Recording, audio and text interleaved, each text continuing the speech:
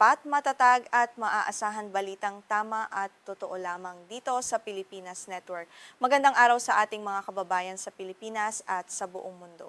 Huwag kalimutang pusuan ang video, sumubaybay at pindutin ang patingaw upang lagi kayong updated sa balita. Simulan na natin. Isang malaking pagsabog at makapal na usok ang bumalot sa kalangitan ng Moscow matapos salungatin ng mga drone ng Ukraine ang depensa ng Russia at direktang tamaan ng isang pangunahing oil refinery sa lungsod. Ito na ang isa sa pinakamalaking pag-atake sa kabisera ng Russia mula nang magsimula ang digmaan, mahigit 4 na taon na ang nakalilipas.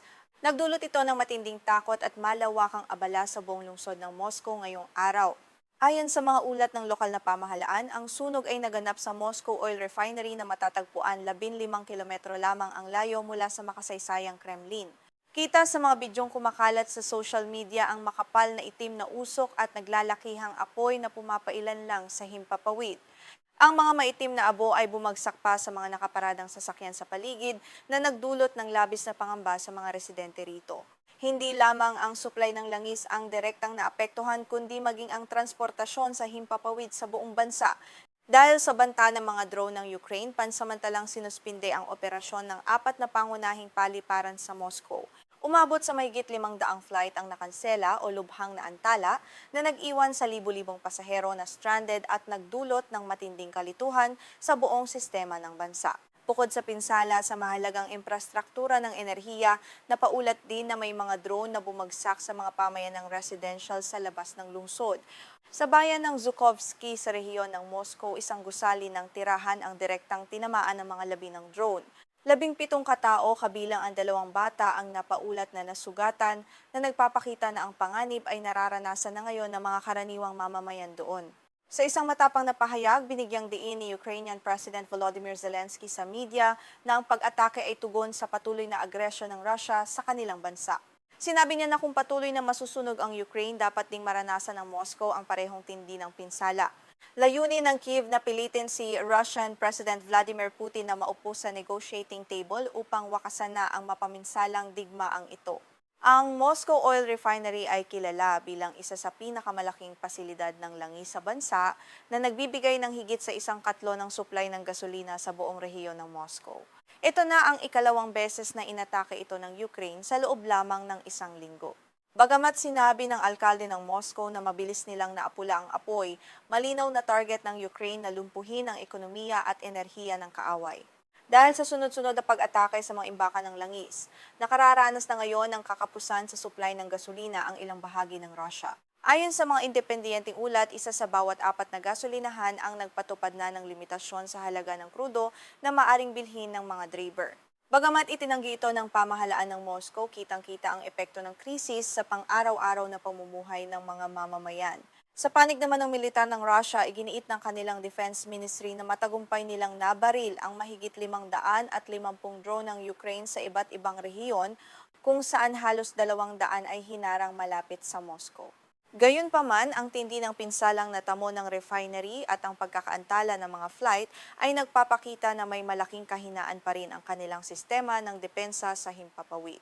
Ginamit naman ni Ukrainian Foreign Minister Andriy Sybiha ang pagkakataon upang putyain ang reaksyon ng mga residente sa Moscow. Sa kanyang post sa social media, sinabi niya na kung nagtataka ang mga Muscovite kung ano ang nangyayari, dapat nilang maalala na ang kanilang bansa ang nagpasimula ng digmaang ito. Idinagdag pa niya na panahon na upang tanungin nila si Putin kung kailan niya balak tapusin ang kaguluhang ito. Ang matagumpay na pag-atake ng Ukraine ay nagdulot muli ng matinding kahihiyan kay Vladimir Putin sa mata ng mundo. Nangyari ito habang siya ay nasa lungsod ng Kazan upang makipagpulong sa mga pinuno ng ASEAN sa layuning palakasin ang ugnayan sa Timog Silangang Asya. Noong nakaraang linggo lamang, inatake rin ng mga drone ang St. Petersburg ang kanyang sariling bayan habang idinaraos doon ang isang mahalagang economic forum. Kapansin-pansin na bahagya lamang binanggit ng mga kontroladong istasyon ng telebisyon sa Russia ang naganap na pag-atake sa Moscow. Sa halip na ipakita ang lawak ng pinsala, pinuri ng ilang pahayagan ang pagganap ng kanilang air defenses. Gayunpaman, inamin din ng ilang eksperto na ang insidenteng ito ay nagpapakita ng agarang pangangailangan na palakasin pa ang defensive shield sa paligid ng buong kabisera ng bansa. Nagbabala naman si Vyacheslav Volodin, ang speaker ng mababang kapulungan ng parlamento ng Russia, na hindi palalampasin ng Moscow ang ginawang ito ng Ukraine. Sa kanyang pahayag sa telebisyon, sinabi niya na ang bawat aksyon ng Ukraine ay tutugunin ng mas matitinding ganti gamit ang mas makapangyarihang mga armas. Nagbabadya ito ng lalo pang pag-igting ng madugong labanan at mas marahas na opensiba sa mga susunod na araw. Samantala, ilang radikal na nasyonalista sa Russia ang hayagang nananawagan sa Kremlin na gumamit na ng mga sandatang nuklear upang tuluyang tapusin ang digmaan. Pinunaan ni Konstantin Malofeyev ang militar ng Russia sa pagiging masyadong malumanay sa pakikipaglaban. Ayon sa kanya, ang digmaan ay nangangailangan ng tagumpay sa anumang paraan at dapat nang gamitin ang mga nakaimbak na nuclear weapons upang makamit ito. Ang marahas na pag-atake ng Ukraine ay naganap ilang oras lamang matapos makipag-usap si Pangulong Zelensky sa mga pinuno ng Estados Unidos at France. Sa naganap na G7 summit, nakakuha ang Ukraine ng mga bagong pangako ng suportang militar at pinansyal. Ang mga pondong ito ay gagamitin upang higit pang mapalakas ang kanilang depensa at kakayahan na magsagawa ng mga kontra-atake laban sa mga pasilidad ng militar ng Russia. Sa kabila ng pagbago sa liderato ng Amerika sa ilalim ni Donald Trump na nagbawas ng tulong sa Ukraine, patuloy na naghahanap ng paraan si Zelensky upang mapanatili ang suporta ng kanluran. Tinanggap niya ang mungkahi para sa isang unconditional ceasefire, ngunit ito ay tinanggihan ni Vladimir Putin. Dahil dito, patuloy na gumagawa ng sariling hakbang ang Ukraine upang ipagtanggol ang kanilang bansa mula sa pananakop. Sa Europa naman, hinimok ni EU Foreign Policy Chief Kaja Kallas ang mga kasaping bansa na lalo pang paigtingin ang suporta sa Ukraine.